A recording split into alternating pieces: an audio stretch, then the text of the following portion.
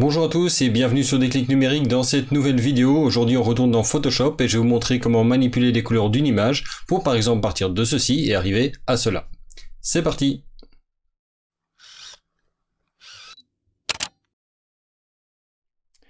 Nous voici donc dans Photoshop avec une photo que j'ai réalisée lors d'un workshop auquel j'ai participé. Ici je voulais vous montrer comment on peut par exemple manipuler les couleurs d'une photo pour notamment par exemple changer la couleur de la robe ou éventuellement du fond ou peu importe. Je vais vous montrer déjà des exemples, donc j'ai déjà fait des essais bien sûr pour vous montrer des exemples un peu finis, voir ce que ça donne. Ici par exemple dans la première série de modifications, c'est simplement des éléments où j'ai changé toute la couleur de la robe.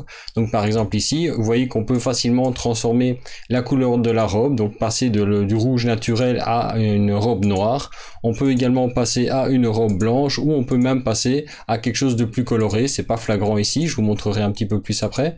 Mais vous voyez que je peux totalement altérer les couleurs et comme ça changer les couleurs assez facilement de la robe.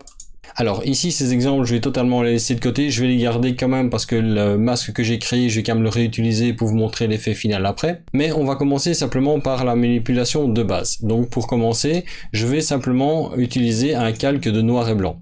Alors pourquoi utiliser le calque de noir et blanc? Simplement parce qu'il permet de travailler sur les différentes couleurs. Donc le filtre noir et blanc va permettre de définir quelle est la densité de chacune des couleurs. Si j'augmente la densité d'une couleur, le rendu noir et blanc sera plus clair. Si je réduis la densité d'une couleur, elle sera plus foncée. Et on va jouer là-dessus. Si par exemple je veux que la robe soit noire, ce que je veux c'est assombrir l'image. Et donc à ce moment-là, je veux assombrir les canaux de couleurs qui composent la couleur de la robe. Donc pour ça, la première chose que je vais faire, c'est commencer par passer le calque noir et blanc ici en mode obscurcir. Ça veut dire que je vais à ce moment-là remplacer dans la photo les pixels d'origine par des pixels qui ont été assombris par le calque noir et blanc, à condition qu'ils soient plus sombres que ceux d'origine. Donc ici, la première chose que je vais faire pour ne pas voir l'effet, c'est pousser tous les curseurs simplement au maximum de la luminosité. Donc en fait, si je regarde simplement ici mon calque maintenant de noir et blanc, en fait ma couleur est totalement blanche ou quasiment. Et donc comme tous les pixels sont plus clairs que d'origine, quand je le passe en mode obscurcir, ça n'a strictement aucun effet sur la photo. Vous voyez, je fais un avant-après ici, il n'y a rien qui change. Maintenant, l'astuce, ça va être d'aller manipuler les curseurs des différentes couleurs pour faire en sorte que les couleurs de la robe deviennent noires. Donc ici, forcément, on se doute qu'il y a du rouge dedans. Donc j'ai commencé à diminuer les rouges. Vous allez voir ici, maintenant tout doucement, je commence à voir ma robe qui tire vers le noir. Alors, toutes les couleurs ici ne sont pas uniques. Donc par exemple, dans les couleurs rougeâtres, vous avez souvent du jaune qui apparaît dedans aussi. Donc vous voyez ici, je vais en fait jouer avec cette couleur ici, le jaune, pour l'assombrir aussi. Je peux également jouer avec les magentas parce qu'ici, notamment sur les côtés, je vois qu'il y a une teinte un peu magenta et donc je peux le diminuer jusqu'au moment où j'ai en fait quelque chose de totalement neutre. Et la seule difficulté ici, au niveau du choix, c'est d'aller vraiment manipuler les curseurs comme il faut. Donc voilà, là je pense que j'ai quelque chose d'assez correct. Alors vous voyez forcément que ça a d'impact également sur le visage, sur la peau, forcément parce que dans le cas présent, simplement la couleur de la peau et la couleur de la robe étaient dans des couleurs voisines. Donc forcément je vais pas pouvoir exclure simplement une couleur juste comme ça. Mais une fois que j'ai ça, ça veut dire une fois que j'ai le rendu que je veux, que je peux même encore assombrir si je le souhaite, vous voyez comme ceci par exemple, je peux maintenant définir dans quelle zone je veux travailler. Et donc, quand vous créez un calque noir et blanc, ou peu importe le calque de réglage, vous avez un masque de fusion. Le masque de fusion va vous permettre de dire où ça s'applique. Si le masque de fusion est blanc, tout est appliqué. Si c'est noir, ce n'est pas appliqué. Et les niveaux de gris vont définir à quel niveau vous allez appliquer l'effet que vous voulez. Donc ici, moi ce que je veux faire, c'est en fait juste révéler l'effet sur les zones qui m'intéressent. Donc je vais bien ici sélectionner le masque de fusion, je vais faire CTRL et I, ou commande et I si vous êtes en Mac, ce qui va donc inverser le masque. Vous voyez dans ce cas-là, il est totalement noir et il n'y a rien qui est appliqué sur la photo. Et donc maintenant, il ne me reste plus qu'à révéler l'effet sur les zones qui m'intéressent. Donc pour ça, je vais zoomer simplement dans la photo ici, et je vais avec une brosse, ici, simplement aller peindre dans les zones que je veux. Alors je vais pas devoir être trop précis parce qu'en fait comme on a joué sur des canaux de couleurs qui ne concernent que certains tons, par exemple ici si je vous montre, je vais appliquer simplement une brosse, je vais mettre une brosse dure Donc pour changer en fait l'opacité de la brosse et la taille de la brosse, j'appuie sur la touche Alt et je vais faire gauche-droite avec le clic droit enfoncé de la souris pour faire varier simplement ici la largeur. Et si je fais au bas avec le clic droit enfoncé pendant que je maintiens la touche Alt, je peux changer simplement la dureté de la brosse. Donc pour vous montrer, je vais prendre une brosse bien dure, une brosse bien grande ici, et je vais simplement peindre l'effet. Vous voyez que du coup ici, je révèle l'effet du filtre. Et si je dépasse même sur le fond, ça n'a aucun effet. Pourquoi? Parce qu'on n'a pas altéré les canaux de couleur qui touchent le fond.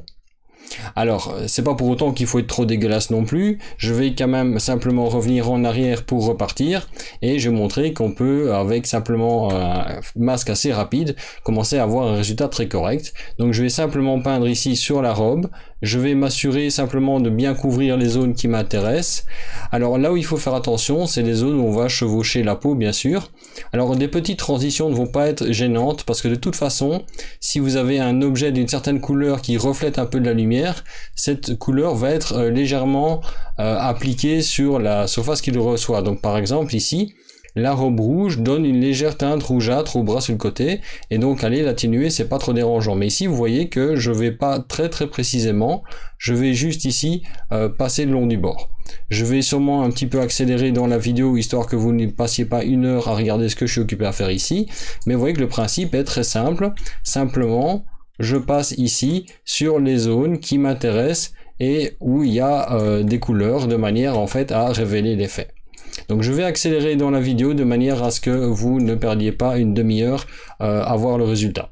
Voilà, maintenant j'ai terminé donc de refaire le masque. Ici vous voyez en fait si je prends le masque de fusion, j'ai quand même un masque qui est assez détaillé. C'est-à-dire que dans le bas ça va, dans le haut par contre j'ai dû être un tout petit peu plus fin parce que comme vous le voyez on voit légèrement la peau apparaître à travers.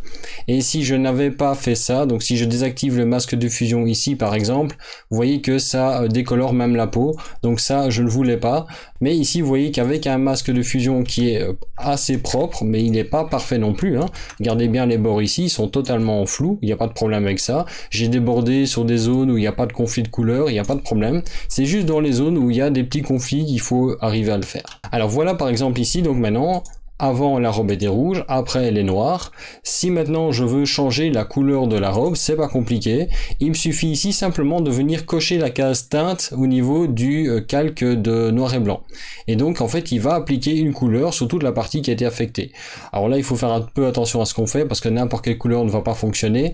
Mais par exemple ici vous pouvez cliquer sur la couleur et à ce moment là choisir les zones que vous voulez. Globalement ce qui marche bien c'est des couleurs assez foncées et pas trop saturées pour donner un effet assez naturel. Ici vous voyez que ça fait pas naturel du tout, mais si maintenant je diminue la luminosité et qu'éventuellement j'augmente un peu la saturation et je vais peut-être travailler avec une couleur un peu différente.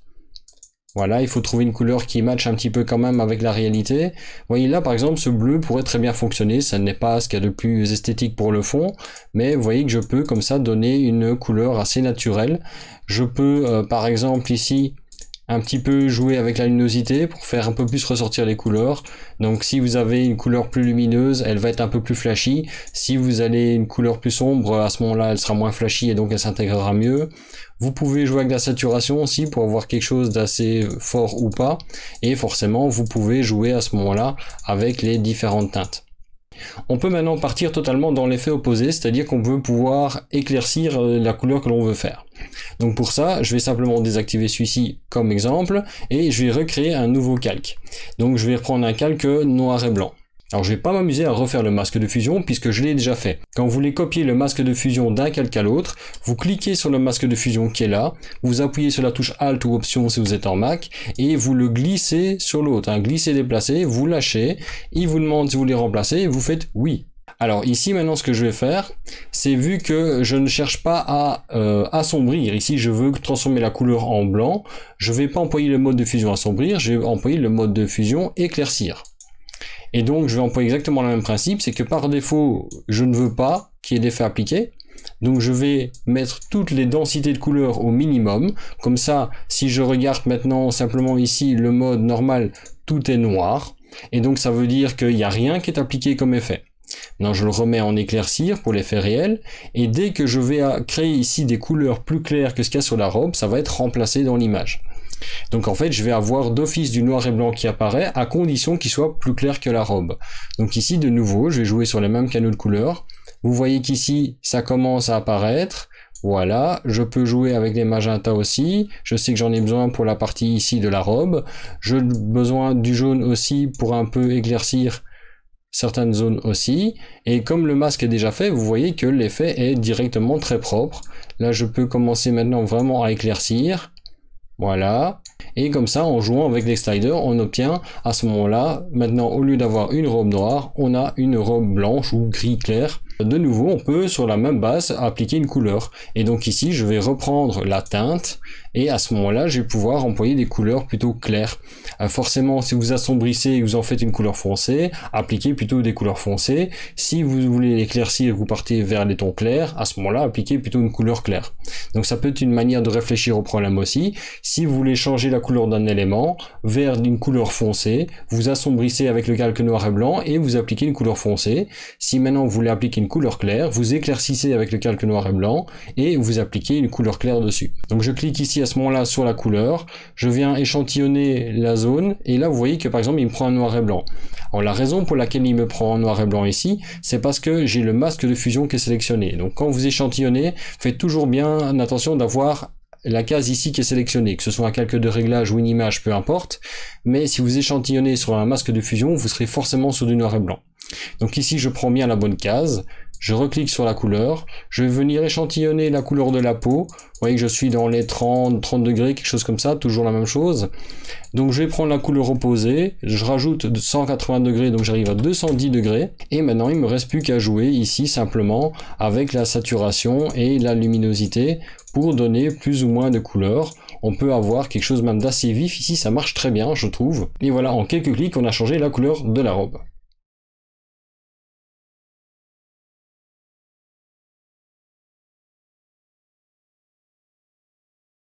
Voilà donc pour cette méthode pour manipuler les couleurs d'une photo. Alors c'est bien sûr pas la seule méthode qui existe, il y en a plein d'autres, c'est une manière de faire.